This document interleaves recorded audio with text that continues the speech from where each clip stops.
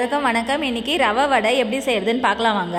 அதுக்கு 1 கப் அளவுக்கு ரவை எடுத்து வச்சிருக்கேன். இதை ஒரு 10 நிமிஷம் தண்ணி ஊற்றி ஊற வச்சுக்கலாம். நீங்கள் எந்த கப்பால் ரவை எடுக்கிறீங்களோ அதுக்கு பாதி அளவு தண்ணி ஊற்றி ஊற வைங்க. ஒரு 10 நிமிஷம் ஊறினா போதும்.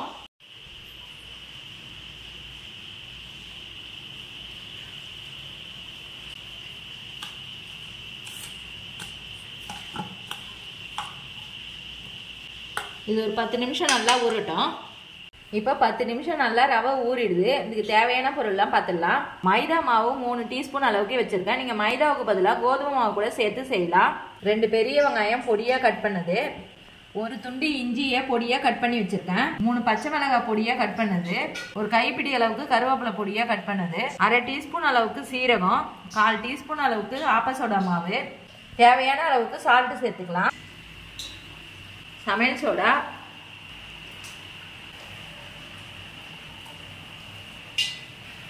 தேவையான அளவுக்கு சால்ட்டு சேர்த்துக்கலாம்.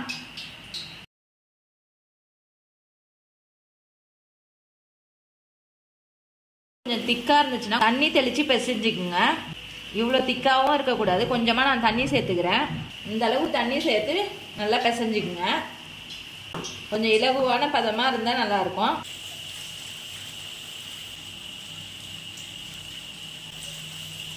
இப்போ இந்த அளவுக்கு கலர் மாறின பிறகு எடுத்துடலாம்.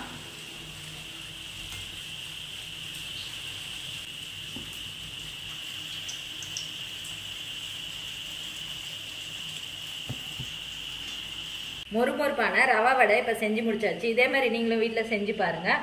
செஞ்சு பார்த்துட்டு எப்படி இருந்துச்சுன்னு சொல்லுங்கள். லைக் பண்ணுங்கள், ஷேர் பண்ணுங்கள், கமெண்ட் பண்ணுங்கள், சப்ஸ்கிரைப் பண்ணுங்கள்.